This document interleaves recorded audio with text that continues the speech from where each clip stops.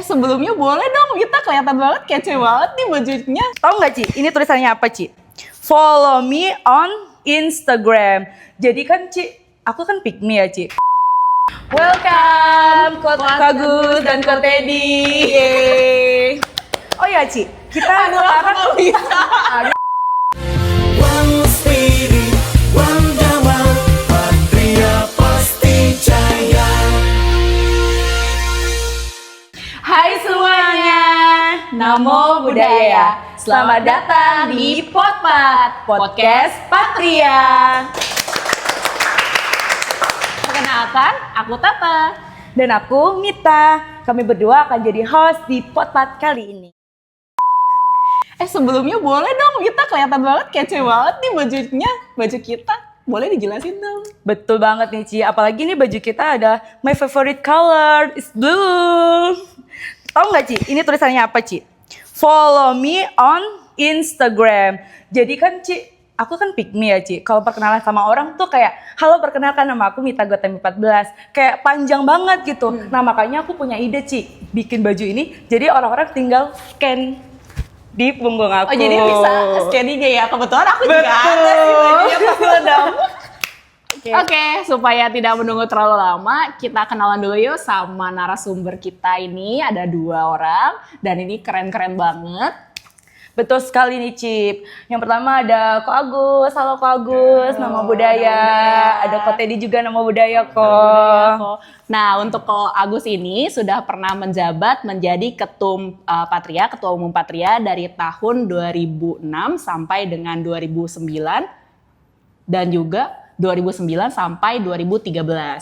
Betul Ci, serta ada Ko Teddy nih Ci ya, yang pernah juga menjabat sebagai Ketua Umum DPP dari selama 2 periode juga nih Ci, yaitu dari tahun 2013 sampai 2017 dan 2018 sampai 2022. Betul nggak Ko? Betul. Betul.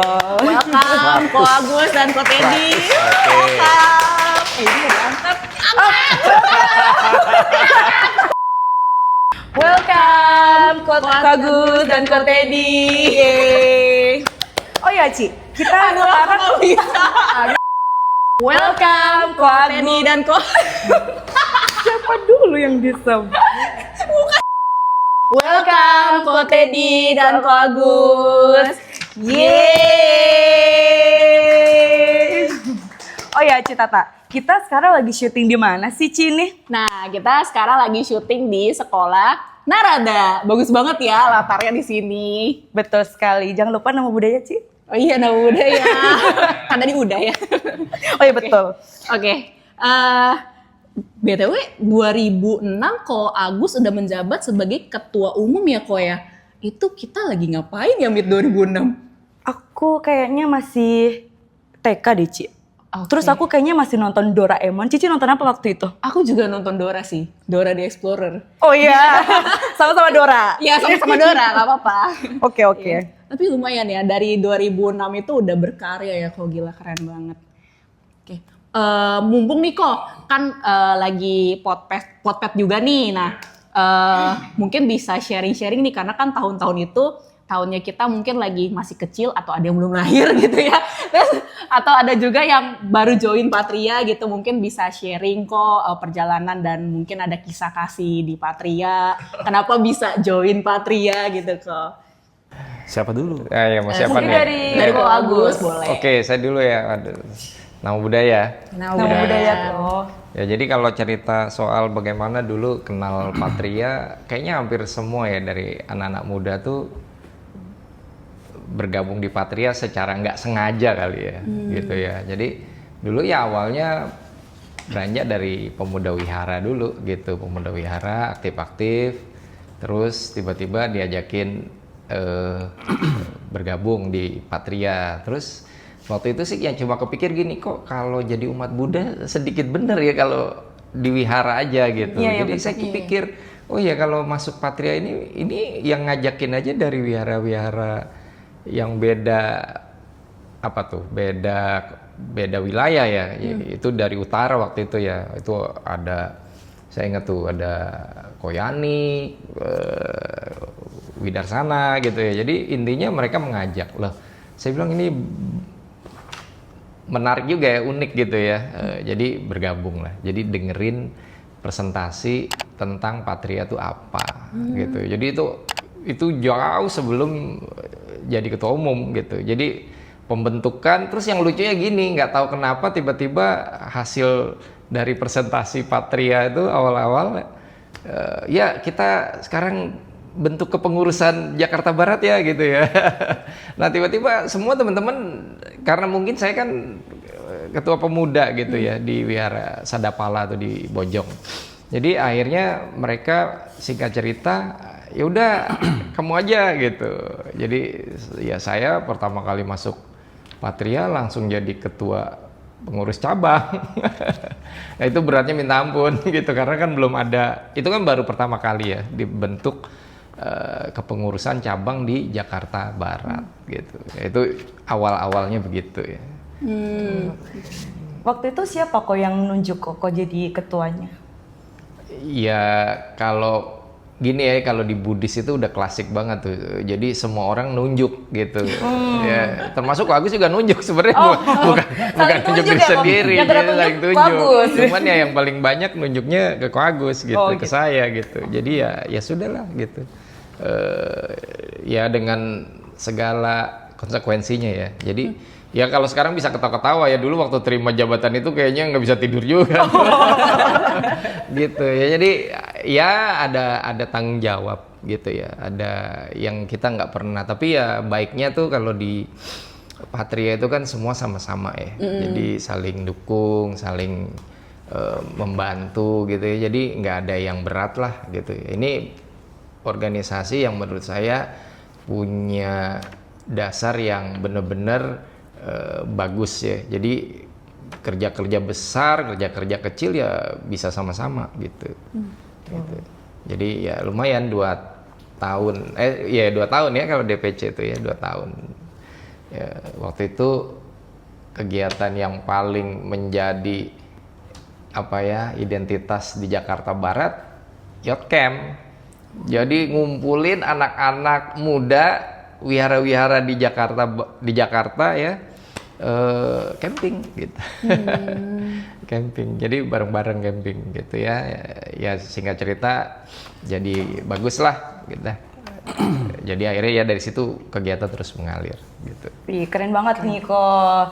Thank you Ko Agus. Kalau dari Ko Teddy sendiri gimana nih Ko? Gimana cara perjalanan Ko Teddy bisa bergabung di Patria? Ya, kalau perjalanan saya ya menjadi anggota Patria itu sebetulnya ya cukup memorable gitu, berkesan sebetulnya kalau dipikir-pikir flashback yang dari masa lalu gitu.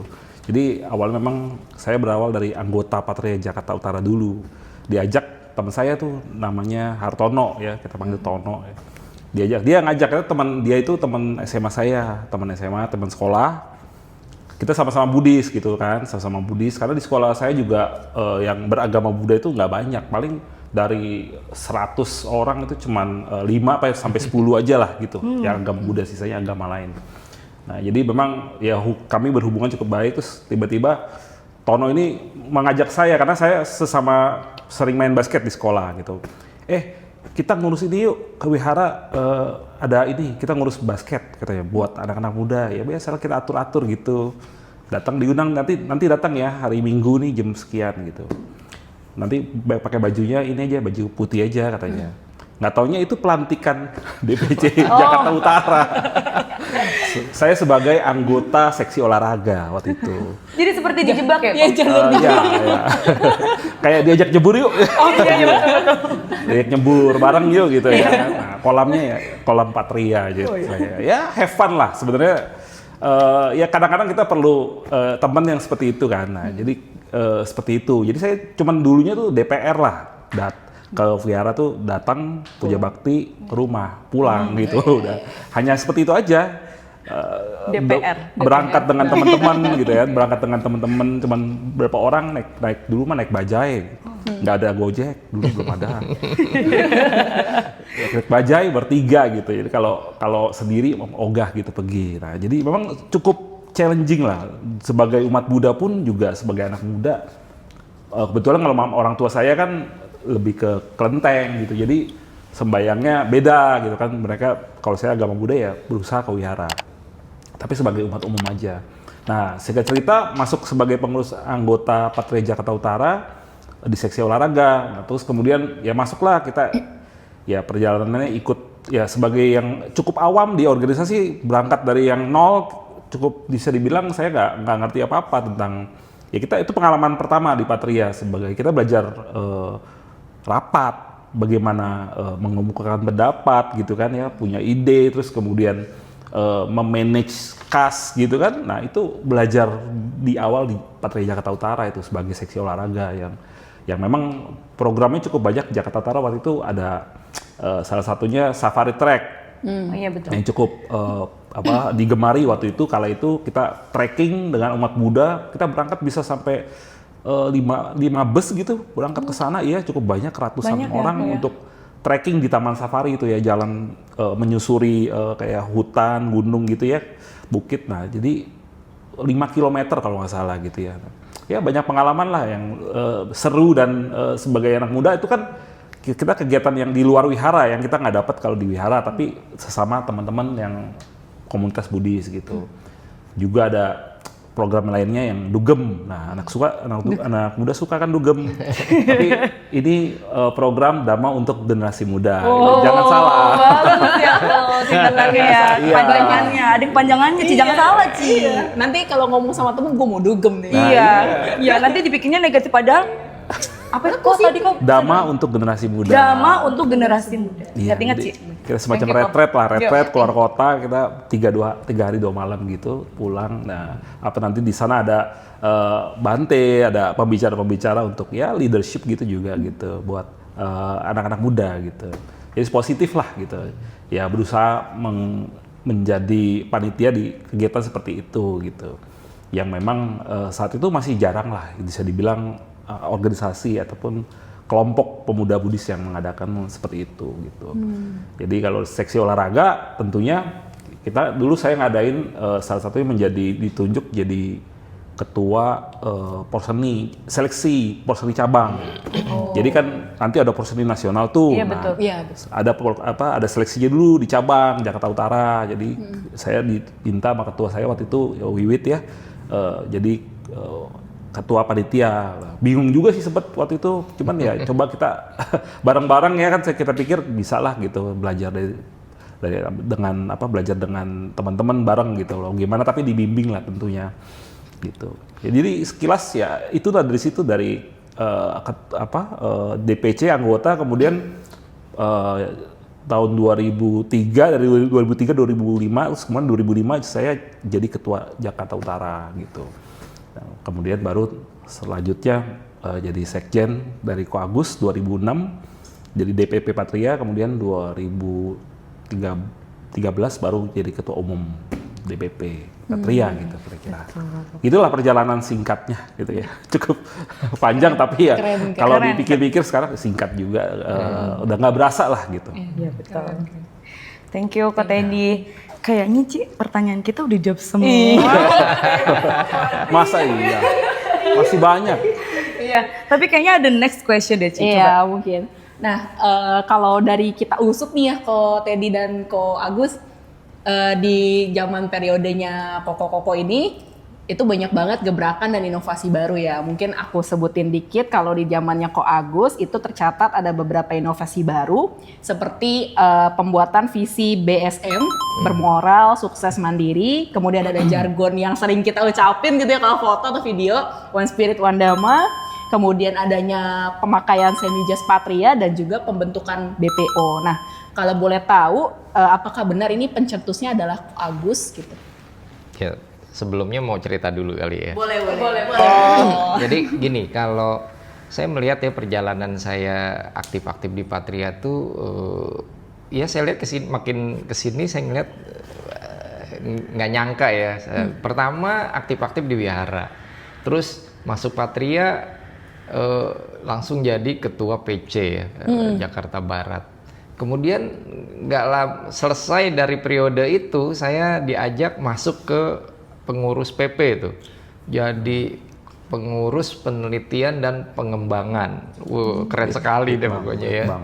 Ya 2003 tuh ya. Jadi di periode Pak Tony Chwason yang kedua ya. Jadi saya masuk ke dalam timnya.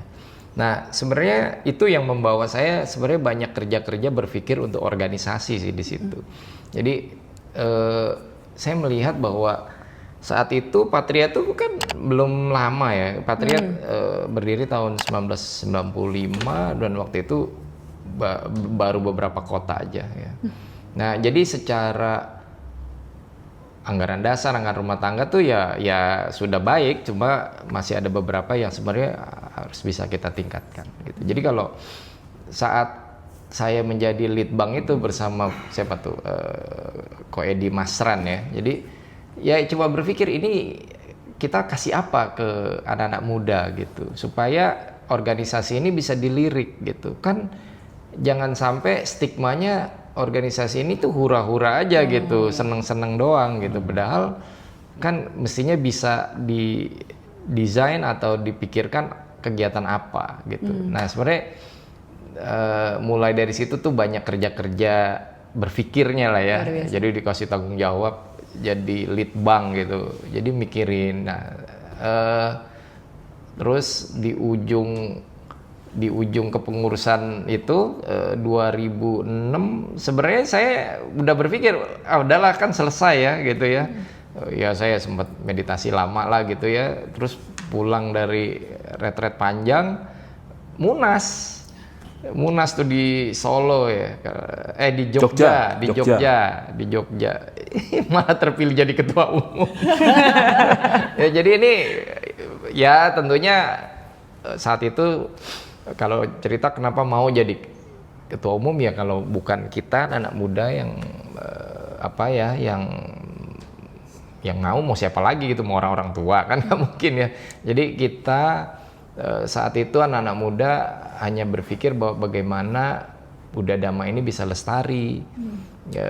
Karena memang saat itu banyak kelompok-kelompok anak muda Buddhis tuh lebih tertariknya sama non-Buddhis gitu. Maksudnya saat itu ya, era itu ya. Jadi ya kita gimana bisa mempertahankan ini minimal untuk supaya nggak terlalu cepet lah orang pindah agama. Sebenarnya setelah ngelihat semakin kesini anak-anak muda yang Buddhis ya pindah agama itu biasanya karena nggak mendapat informasi tentang Buddhis itu apa sih gitu ya. Jadi setelah informasi ajaran-ajaran itu dibahas di segala bentuk ya, itu sebenarnya itu anak muda tetap mau kok belajar ya. Kan bukti nih sekarang Patria udah berapa umurnya? 30 tahun ya? Jelang 30. Iya, mau 30 tahun tuh nggak sepi tuh, anak mudanya ada terus kan gitu. Ya, jadi gitu. Jadi kalau tadi ada terobosan-terobosan ya gitu, karena perlu banyak hal yang kalau ngomongin Patria tuh bagus gimana. Ya makanya kenapa ada BSM. Karena itu menjadi pemuda yang berperan Patria itu berperan organisasi yang berperan aktif melahirkan generasi muda yang bermoral, sukses dan mandiri dalam kehidupan bermasyarakat dan bernegara.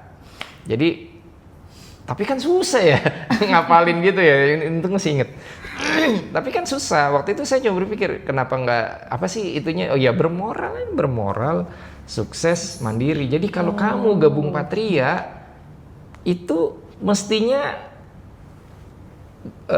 punya pegangan dalam hidup, yaitu Pancasila kan. Pancasilanya kalau bagus, 5 sila itu ya ini akan mengarahkan kalian punya moral yang baik gitu ya, sesuai dengan ajaran Buddha.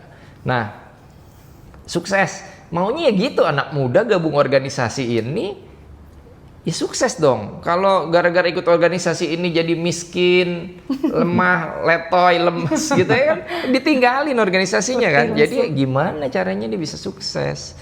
Nah, makanya dibuatlah waktu itu pelatihan-pelatihan leadership lah manajemen komunikasi yang menjadi bekal soft skill yang waktu itu mah susah cari materi-materi seperti itu. gitu.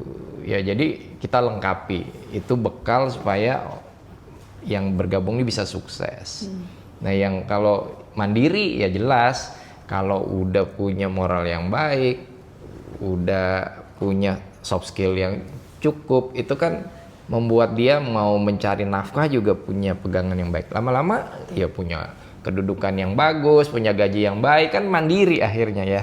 Jadi mandiri secara personal, mandiri secara belajar agamanya juga bisa berkembang sendiri karena udah ada basic-basic yang bisa dikembangkan gitu. Jadi mandiri di sini konteksnya ya gitu. Selain dia bisa menjaga dirinya, dia juga bisa berkontribusi, kan udah mandiri. Jadi dia bantulah anak muda yang teman-teman dia yang selanjutnya. Jadi Jadi kayak dijebak kayak Ko Teddy gitu iya, ya. gitu ya. Jadi sampai sekarang akhirnya masih bagus, masih bermoral, sukses dan mandiri. Bobo, saya kira sekarang berkembang. Ya kayak acara-acara hari ini kan juga itu bagian dari turunan dari apa yang kita mau bermoral, sukses, mandiri. Ya, apalagi sekarang ya ajaran Dhamma bisa dipelajari di mana-mana, bisa bukan cuma di wihara ya, gitu. Setuju. Gitu. Ya, itu aja sih kalau yang terkait BSM. Gitu. Thank you. Ya. Kalau mungkin untuk Ko Teddy nih, Ko Teddy, kalau dari catatan kami nih di periode kepengurusan Ko Teddy, itu terbentuk DPC baru ya, DPC Papua. Gitu. Nah itu kan jauh ya kok ya, kalau dari tempat kita dari Jakarta gitu ya. Lumayan. Iya. Nah saat Koko jadi ketua umum itu, kira-kira perjuangannya dan struggle-nya gimana sih kok bisa sampai terbentuk DPC Papua gitu? Waduh, itu kalau diceritakan tentang Papua ya itu salah satu yang cukup berkesan ya.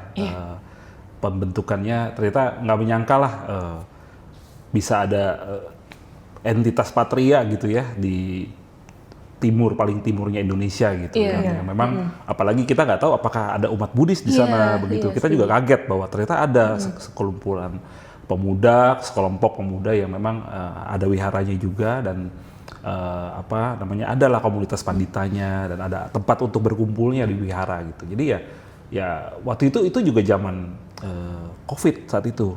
Iya betul. Setelah pas COVID terbentuknya, kalau nggak salah sudah pas hampir, tapi COVID belum usai lah. Tapi dengan semangat yang memang mereka juga sangat yakin dan mereka juga punya semangat besar dan kita juga bisa coba yakinkan mereka dan melalui waktu itu sudah ada Zoom ya, jadi pembentukannya apapun sosialisasinya juga melalui media digital Zoom waktu itu. Belum ada yang berangkat ke sana. Waktu itu kita launching ke pembentukan mereka di 2020 di Dua Sawarsa kalau nggak salah. Itu berarti 2015 ya kalau nggak salah ya. Iya. Kurang lebih ya Kurang kalau nggak lebih. salah ya. Atau 26 atau 25 tahun ya. 25 tahun mungkin sepertinya ya. Gitu. Jadi ya itu salah satunya yang memang cukup ini ya membanggakan bagi semua lah, bukan buat saya aja tapi untuk seluruh patria dan memang kita punya jejaring yang sampai cukup luas lah dari Sumatera Utara sampai Papua gitu kira-kira. Ya itu yang menjadi rasanya persaudaraan kita juga jadi lebih lengkap gitu kira-kira. Keren banget ya kok, maksudnya di saat COVID itu bisa terbentuk gitu. Iya. Di DPC Papua. Padahal kan kita nggak tahu ya di sana ada Buddhis apa enggak, terus lewatnya juga lewat Zoom gitu. Tapi awal-awal itu berapa anggota tuh kok? Pas di Awal-awal DPC? sekitar 15-an kalau nggak salah. Iya, lumayan tapi ya, cukup banyak. Cukup banyak. Dan kita ada ya kan beruntung pemerintah membantu bukan pemerintah sih, jadi kayak semacam ada perwakilan pemerintah, pembimasnya ada di sana dan kemudian ada salah satu tokoh yang saya lupa namanya siapa itu harus cek dulu ya, yang membantu pembentukan ini tuh mereka coba menjembatani lah gitu. Jadi komunikasinya kan kalau dengan yang muda mungkin agak ada gap, tapi kalau dengan yang di sana juga seniornya di sana dan cukup disegani dan mungkin itu bisa jalinan hubungan komunikasi kami juga artinya didukung di sana begitu, artinya bisa berjalan lah dan mereka diterima gitu karena memang mereka juga punya melihat Patria dari Patria ternyata suatu organisasi yang positif ya gitu. Jadi mereka pun mungkin tidak ragu lah ya gitu. Kami pun juga berusaha meyakinkan apakah kalian serius begitu. Ada berarti mereka punya tekad yang besar nggak untuk ini dan memang mau gitu untuk membentuk ini gitu. Jadi kita juga pengen berjalan baik lah gitu kira-kira. Ya kami tahu memang untuk di masa kalau dulu periodenya sebelumnya mungkin ketua-ketua umum sebelumnya berusaha membentuk ya cabang di berbagai kota sebanyak mungkin untuk memperkenalkan. Ketika sudah banyak kan otomatis tinggal peluangnya jadi semakin sedikit tuh kan udah nggak banyak tuh ceritanya yang potensi. Ya yang bisa saya lakukan di periode saya ya adalah berusaha meningkatkan kapasitasnya gitu loh dengan kemampuan perorangannya, SDM-nya kita tingkatin dong mau nggak mau itu yang menjadi karena intinya organisasi adalah kan SDM-nya gitu. Kalau nggak ada SDM-nya nggak ada organisasi tuh gitu. Jadi kalau ada SDM yang mumpuni baru bisa gitu. Jadi kita di periode awal saya itu yang saya coba bangun adalah pemahaman organisasi. Makanya ada pembekalan organisasi wajib tingkat nasional. Itu tuh dilakukan. Saya waktu jadi ketua umum kan 2013, 2014 itu langsung dilakukan. Jadi harapannya adalah gini, karena pemikiran kami di periode kita aja sudah berganti ketua umum berapa kali tuh, dari Meliana Chandra ke Tony Kwason, Ko Agus ke saya. Apakah masih ada orang-orang yang paham organisasi waktu itu di daerah ya, kita teman-teman di cabang itu di kota-kota lain, apakah sama? Pasti mereka berganti juga.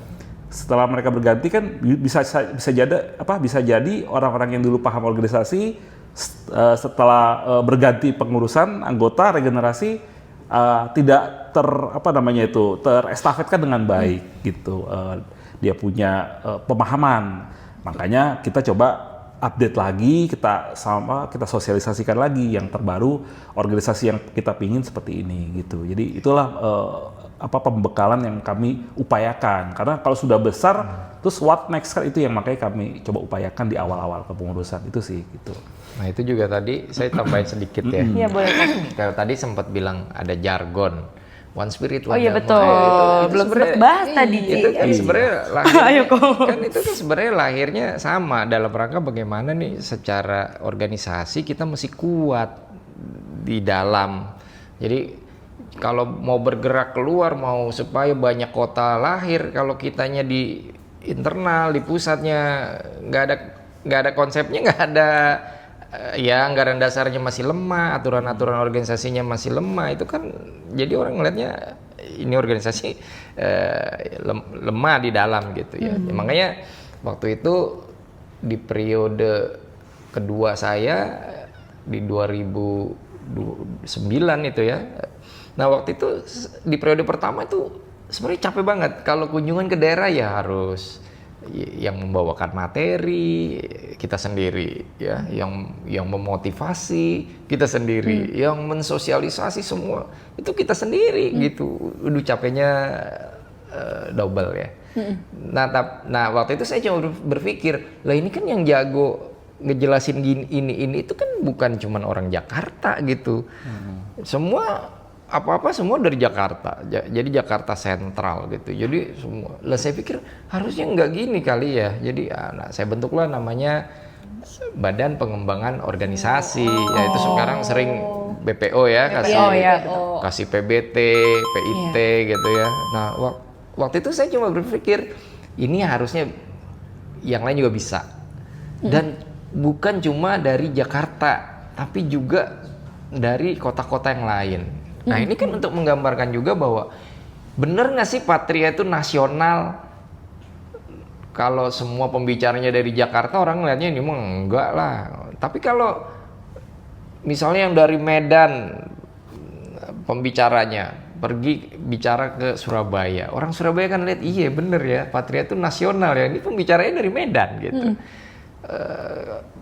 Berbicara ke Kalimantan Selatan misalnya, yang bicara orang Surabaya misalnya, dari Surabaya, dari Jawa Timur, kan kelihatan ya Indonesianya ya. Nah itu konsep bagaimana BPO ini saya gagas supaya ini bisa kelihatan bahwa organisasi ini benar Indonesia, skopnya, pembicaranya. Kemudian ini juga harus bermoral, sukses, mandiri, ini harus bisa dicapai. Jadi bukan berarti cuman jargon-jargon atau iming-iming gitu ya. Nah, waktu itu saya desain bahwa role model BSM ini kamu bisa lihat tuh ke pembicara-pembicara BPO itu sendiri gitu ya. Pembicara-pembicara BPO itu beranjak dari wihara-wihara, pengurus-pengurus wihara, ya mereka nggak asing terhadap wihara. Kemudian mereka juga sukses gitu ya. Kemudian mereka juga ya mau membagi, itu kan konsep mandiri itu juga karena dia merasa udah cukup, dia berbagi gitu. Mandiri secara spiritualnya dan mandiri secara duniawi ya, kehidupannya. Jadi itu dia berbagi. Nah, disitulah muncul jargon One Spirit One Dhamma, dan itu ya Koyuniko Hussein tuh yang menggagas itu ya. Jadi gimana nih kalau kan anak muda harus kelihatan nih kalau ketika kumpul ada satu hal yang kita bisa ucapin sama-sama terus menggugah, terus jadi inget kita nih apa gitu ya, identitas. Ya kan One Spirit One Dhamma gitu. Setuju sih, emang menggugah semangat Coba banget Ci, sih. biar nggak terlalu tegang dulu. Gimana Ci? Ya. Patria, One Spirit, One Dhamma. Biasanya 3 kali ya? Iya, harus 3 kali. Berarti kurang 2 dong. Iya. Nanti Harus kita ganti. lanjutkan lagi kok. Durasi. Oke, itu kan tadi perjalanan Patria ya kok ya. Nah, kalau dari kepengurusan Koko nih, apa sih program-program kerja yang paling nih kok, yang paling berkesan menurut Koko? Mungkin dari Ko Teddy. Oh, dari saya. Ya, dari tadi Oh, Ko iya, aku iya. dulu nih. Sekarang ke Iya. Ko Teddy dulu. Oke. Ya, kalau dari program kegiatan yang cukup menarik dan saya pikir itu berhasil di Patria itu dan juga secara nasional ya, itu salah satunya adalah pementasan film Siddhartha the Movie. Ya, Siddhartha the Movie. Udah pernah nonton belum? Nonton tahun lalu kan? Oh, udah lama. Yang mana ini? Bukan Siddhartha yang itu. Itu Siddhartha the Musical. Siddhartha the Oh. Ini Siddhartha the Movie. 2016 ya kok ya? Ya. Oh, 2016. Jadi itu ada satu film itu kan berasal dari dibuat oleh salah satu sutradara ataupun pembuat film di Sri Lanka. Ya, itu kita datangkan, kita kerjasama waktu itu. Ya, jadi film itu kita lihat cukup bagus secara ini riwayat hidup dari Siddhartha dari lahir sampai menjadi Buddha. Nah, itu dikemas dengan sinematiknya bagus, kemudian juga latarnya, backgroundnya dan dia punya set itu berbeda dan sesuai dengan apa yang kita tahu kita pelajari gitu loh. Jadi nggak terlebih-lebihkan gitu loh.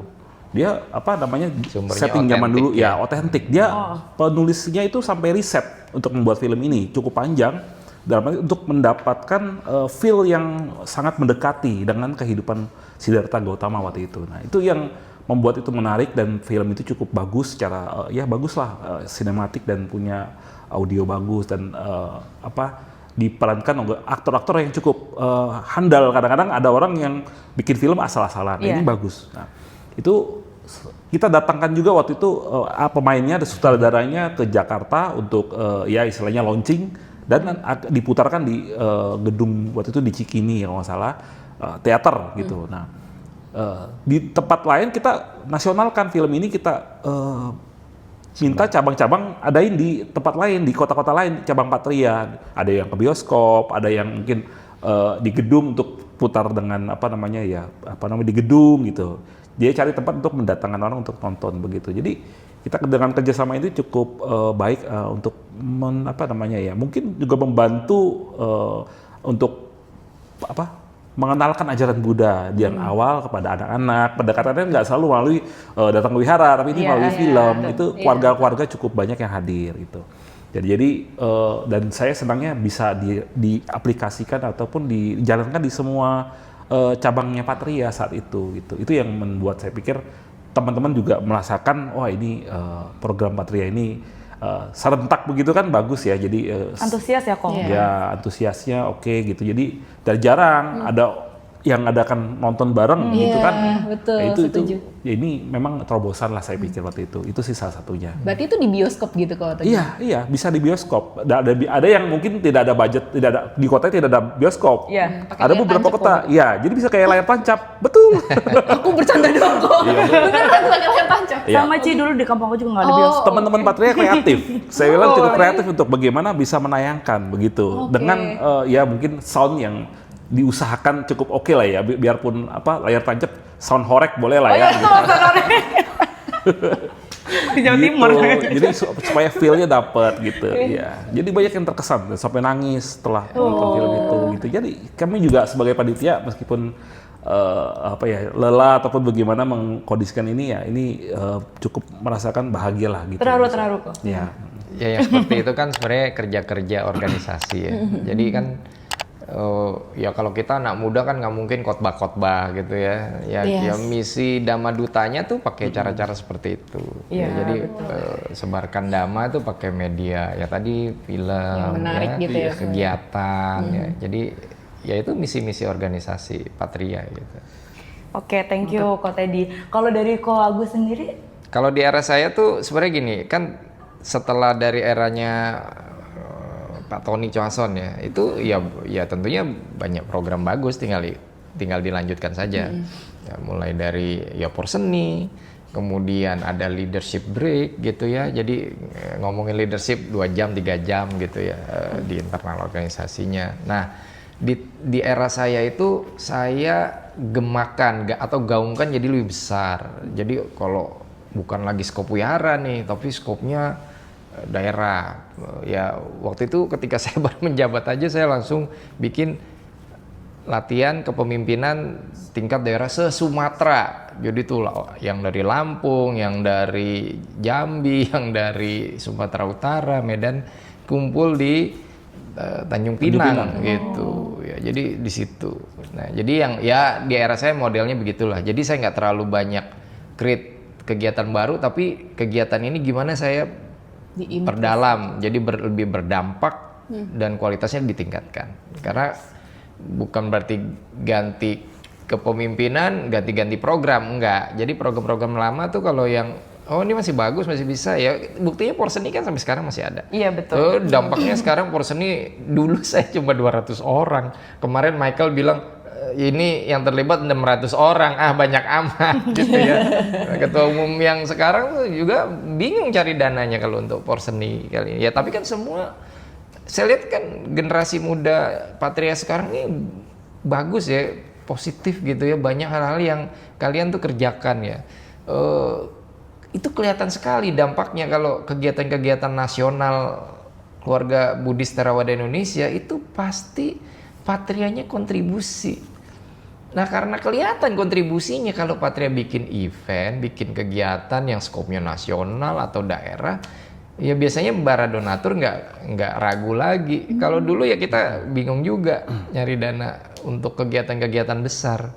Tapi ya harus yakin lah bahwa anak muda jangan cengeng kalau nggak ada uang nggak ada kegiatan gitu. Ya nggak, semua harus kreatif, semua harus bisa menunjukkan bahwa anak muda tuh nggak melulu soal duit gitu, nggak melulu soal uang gitu, tapi bagaimana kreativitas, semangat itu harus kelihatan. Mungkin juga ini perlu ya saya sampaikan di sini ya, bahwa mungkin banyak orang kita internal sendiri nggak tahu bahwa di Patria tuh ada core value yang kalian harus inget-inget tuh. Nilai-nilai mendasar bagaimana Patria ini dijalani. Yang paling dasar itu kan semangat ya, semangat belajar itu mendasar tuh. Semangat mau berdiri sendiri atau semangat belajar tuh semuanya kena ya. Jadi ya bersemangat lah. Terus di fondasi yang kedua itu adalah keyakinan. Jadi kita ini belajarnya bukan karena keyakinan dulu, tapi ya belajar dulu. Sehingga kalau udah tahu, udah paham, jadi timbullah keyakinan. Itu dasar yang kedua. Nah, landasannya udah 2. Nah, sekarang ini harus ada pilarnya yang membuat kita tuh berkegiatan juga ada etikanya. Nomor satu itu kan respect ya, menghormati. Ya jadi Patria itu di mana-mana harus punya core value itu, dia respect dulu. Ya bukan cuma sama orang tua, kadang-kadang sama sebaya, sama ini harus saling menghargai gitu. Pilar pertama. Pilar kedua integritas. Apalagi kita menyandang pemuda Theravada Indonesia kan. Ya integritasnya mesti kelihatan. Iya, betul. Kenapa Theravada gitu? Ya tentunya ada hal yang mendasar di situ, punya integritas. Itu penting ya. Setuju. Nah, kemudian juga yang pilar ketiga, kepedulian. Ya anak muda ini, kita di sini bukan cuman belajar leadership, belajar komunikasi, belajar manajemen, kegiatan-kegiatan kepemudaan, bukan, tapi juga di sini punya misi kepedulian terhadap yang sulit, yang kesusahan gitu. Ya kita peduli. Itu dulu di era saya tuh banyak banget kalau ada anak yang sakit, orang tuanya nggak mampu, kita blast. Waktu itu zamannya apa? BBM ya, BlackBerry Ya. Messenger gitu ya.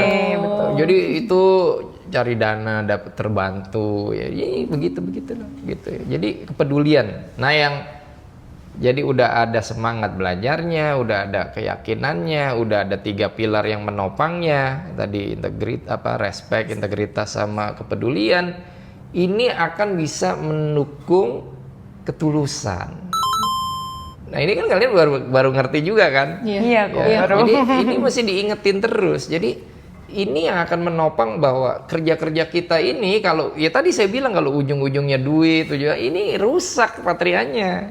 Jadi Patria itu ketulusan di atas pilar yang tadi itu 3. Pilar ini juga harus terikat dengan pondasi yang kuat, yang namanya tadi semangat belajar dan keyakinan. Ya, jadi gitu. Itu saya melengkapi aja. Makasih banyak kok. Knowledge banget kok, ilmu baru. Oke.